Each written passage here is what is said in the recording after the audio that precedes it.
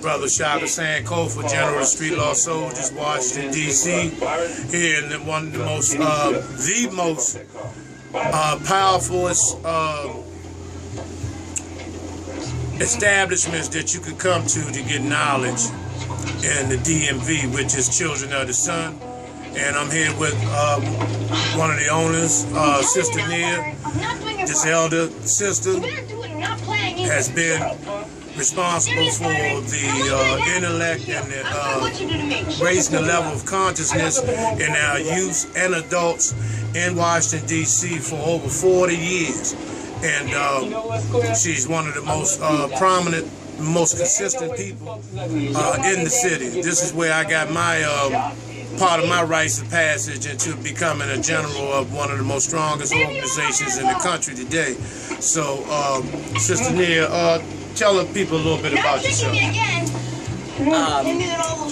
I'm from San Diego, California, and I've been here 19 years. Brother Rafu has started the business and has done the business well over 40 years. The only thing he's ever done.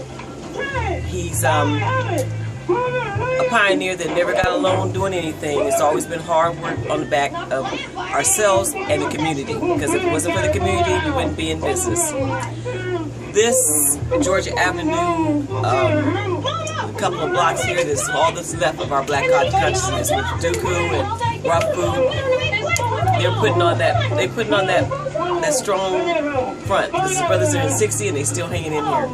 We appreciate brothers like this brother here that has supported us through 3 stores that we've been through for the last 10 years. We had the Jewels of Aton, the House of Cabot, and now we're the Children of the Sun. My son had taken over for a while, and now we're all here together as a family. And it's not just us that's struggling with this, it's the community too. And we thank those that you are still with the Black Power and about us as a family. Thank you. Thank you.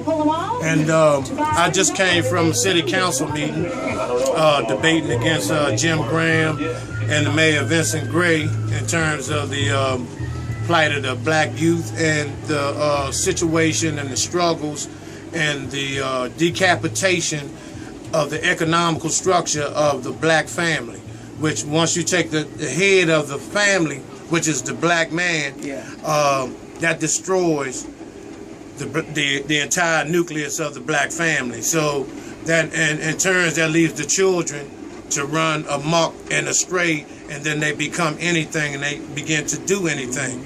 And that process, which has been implanted approximately 50 years ago, because Martin Luther King was the first one that said that this was going to take place. He was the first one that said water was going to be sold in bottles, and nobody paid attention to Martin Luther King. Right. You know, and all our leaders have been destroyed. Gay Edgar Hoover, y'all call him J. Edgar Hoover, we call him Gay Edgar Hoover. At the age of 25, his first project was Marcus Garvey, and he destroyed from Marcus Garvey all the way to Bob Marley. He destroyed all of our leaders over the past 70 years.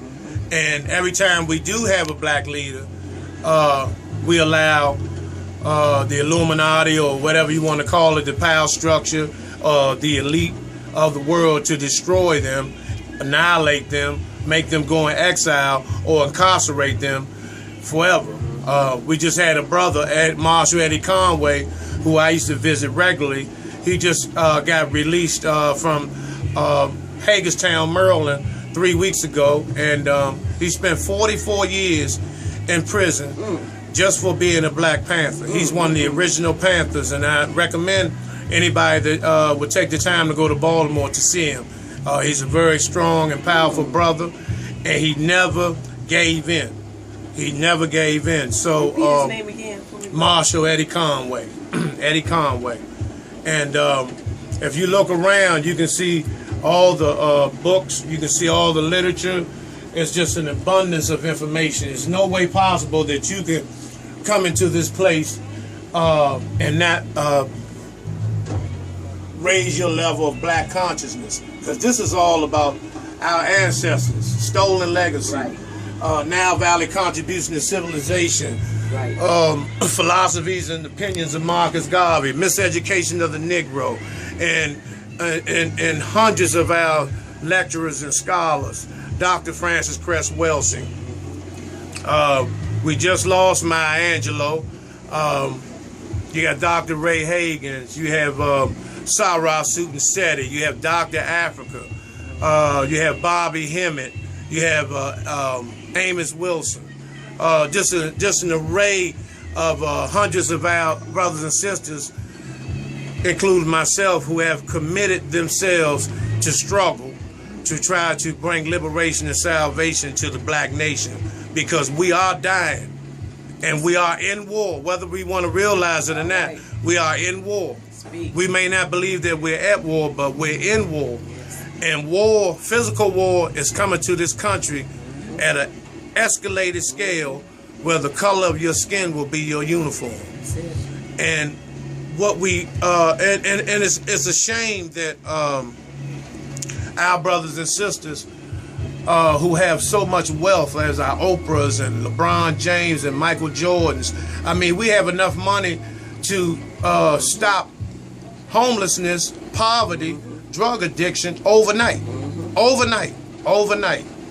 You know, but you know, just say for instance, like our athletes, Kevin Durant, LeBron James, they are instructed not to go back and do anything for the community in which they came from. So that's why you see them holding white babies and doing commercials at halftime of United Way. You know, these are Jewish, these are so-called imposter Jewish organizations. And then you had, what's his name, what's the guy's name, Donald Sterling.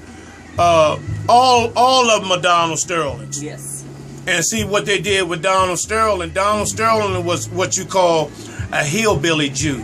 He didn't want to comply and follow the program of the rest of the Jews. That's why it wasn't no immediate response from the rest of the team owners when it first went down.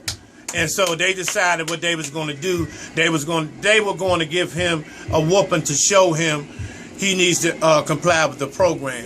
And that's why they got rid of him. Well, actually, they just told him he couldn't own the team per paper-wise. You know, he still owns the team. Yeah. Because, you know, the head, Adam Silver, who is a so-called Jew, who's the NBA commissioner, is not going. They're not going to throw their brethren to the mud like that. They'll teach him a lesson, and that's what they've done with him. They just taught him a lesson. He needed to keep his mouth shut. He never should have been involved with that nigger. You know, that's what the chastisement was with Donald Sterling. You know, so because he still made remarks concerning Magic Johnson. So all of them are like that. NBA, NFL. You know, when you have the trades and the drafts, it's just an auction block. It's a modern day auction block where they make sure the niggas have all their teeth, all 32 teeth. They're in superb physical condition, and then they teach them how to talk to the media.